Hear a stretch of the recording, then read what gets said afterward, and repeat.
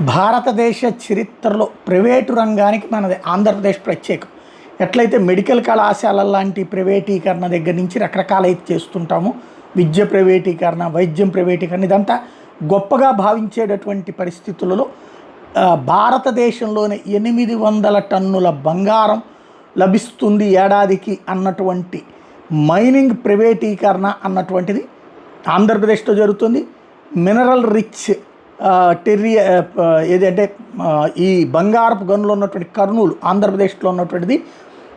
Jio Mysore services Jonnagiri project ఇండియాకి సంబంధించిన first largest scale private gold mine కింద రికార్డు నమోదవుతుంది. 598 హెక్టార్లో 400 కోట్ల రూపాయలు ఇన్వెస్ట్ చేస్తున్నారు. 13.1 టన్నులు పేలుడు పదార్థాలు అవసరమవుతాయి టోటల్గా. అదే సందర్భంలో 1000 కిలోల బంగారం లభించవచ్చు 800 నుంచి అన్నటువంటిది అంచనా వేస్తున్నారు.